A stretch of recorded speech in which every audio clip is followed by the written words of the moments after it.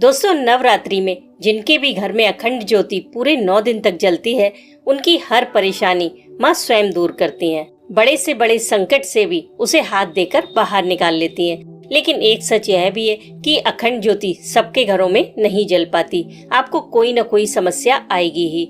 लेकिन अगर उन समस्याओं के बाद भी आप माँ पर पूर्ण श्रद्धा रख सके तो एक दिन आपकी भी अखंड ज्योति पूरे 9 दिन तक जलेगी। लेकिन कभी कभी हमारी अपनी ही गलती की वजह से ज्योति बुझ जाती है। दोस्तों, अखंड ज्योति साक्षात माँ दुर्गा का ही सगुण रूप होती है। इसका ख्याल भी हमें वैसे ही रखना चाहिए जैसे कि हम माँ का रखते हैं। ये जागृत होती है। तो सबसे पहली गलती तो हम यही करते हैं कि इसे एक नॉर्मल दीपक की तरह ही जलाते हैं कि जला दिया और भूल गए। पर ऐसा बिल्कुल नहीं करना है। अगर आपने एक बार अखंड ज्योति जला दी, मतलब आपने माँ का आवाहन कर लिया। अब वो तो आएंगी ही आएंगी। अब ये आपकी रिस्पॉन्सिबिलिटी है कि आप उनका ख्याल कैसे रखते हैं। अखंड ज्योति जलाने के बाद उसे बार बार चेक करना होता है कि कहीं तेल कम ना हो जाए। अगर बाती पर फूल आता है तो उसे भी सावधानी से हटाया जाता है। और ज्योति से जुड़े सारे काम बहुत शांत मन से करने होते हैं ताकि ज्योति को कोई नुकसान ना पहुँचे। अगर आपने ज्योति जलाई है तो डेली दुर्गा सप्तशती का पाठ जरूर कीजिए। अगर टाइम की कमी है तो दुर्गा सप्तशती में दिए गए किसी भी स्तोत्र का या मंत्र का भी जाप कर सकते हैं। जब आप पहले दिन ज्योति जलाएं तो माँ दुर्गा के 32 नामों का पाठ जरूर करें। इससे आपकी ज्योति नहीं बुझेगी। इन नामों के पाठ से माँ बहुत जल्दी प्रसन्न होती है। अगर आप पूरे 9 दिन कर सके तो बहुत अच्छी बात है। दूसरी गलती आप करते हैं कि दीपक का साइज चेक नहीं करते। अगर आपकी ज्योति तेल कम होने की वजह से बुझ जाती है तो आप पहले दीपक के साइज पर ध्यान दीजिए, क्योंकि छोटा दीपक अखंड ज्योति के लिए परफेक्ट नहीं होता है। दीपक आपको बड़ा लेना है जिसमें लगभग पौन गिलास तेल आ जाए, यानी कि 1 गिलास से थोड़ा कम। इतना बड़ा दीपक अखंड ज्योति के लिए परफेक्ट होता है। इसमें आपको तेल कम होने की वजह से ज्योति बुझने की समस्या नहीं आती और आपकी ज्योति 9 से 10 घंटे तक आराम से जलती है। और जिसमें बाती लगाई जाती है वो होल भी ज्यादा छोटा नहीं होना चाहिए, नहीं तो बाती ऊपर करने में समस्या आएगी। तीसरी गलती आप करते हो कि बाती कलावे से बनाते हो या मार्केट से खरीदते हो और बहुत बड़ी बाती बनाते हो। तो ऐसा नहीं करना है।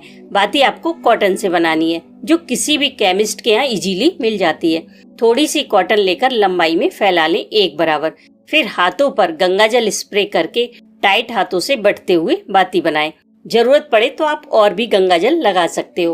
और इसे ज्यादा लंबा नहीं बनाना है, बस आपके एक बाल से थोड़ी ज्यादा बना लें। फिर इसे 1 रात पहले दीपक में लगा कर रख दें। ध्यान रखें, आपने इसमें गंगाजल का प्रयोग किया है, इसलिए इसमें ना तो तुरंत तेल डालें और ना ही जलाएं। बस 1 रात में दीपक में लगा कर रख दें। सुबह तक बाती सूख जाएगी, फिर तेल भरकर जला सकते हैं। चौथी गलती जो आप करते हो कि कोई सा भी तेल ले लेते हो, फिर ज्योति पर कार्बन बहुत जल्दी आता है। अखंड ज्योति जलाने के लिए हमेशा तिल के तेल का इस्तेमाल करें और तेल किसी अच्छे ब्रांड का ही लें। कभी भी इसे खुला ना खरीदें और ना ही किसी लोकल ब्रांड का लें, नहीं तो आपको ज्योति पर कार्बन बनने की समस्या बहुत आएगी। 5वीं गलती लोग करते हैं कि दीपक में जब तेल बहुत कम रह जाता है तभी तेल डालते हैं। तो ऐसी गलती ना करें। दीपक में तेल भर कर रखें, इससे फूल कम आता है और ज्योति भी अच्छी जलती है। और 6ठी गलती लोग फूल हटाते समय करते हैं। अखंड ज्योति पूरे 9 दिन तक जलती है तो दिन में 2-3 बार उस पर फूल आ जाता है, जिसे हटाया जाता है, नहीं तो ज्योति बुझ सकती है। पर लोग यहीं पर एक गलती करते हैं कि उस फूल को चिमटी से हटाकर उसी ज्योति के तेल में गिरा देते हैं। इससे लगातार तेल काला होता रहता है और ज्योति बुझने के चांस बढ़ जाते हैं। तो ऐसी गलती ना करें। एक छोटा चम्मच हमेशा ज्योति के पास रखें।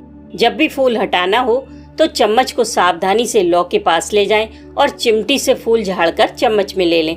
इससे आपकी ज्योति बिल्कुल साफ रहेगी और बुझेगी भी नहीं।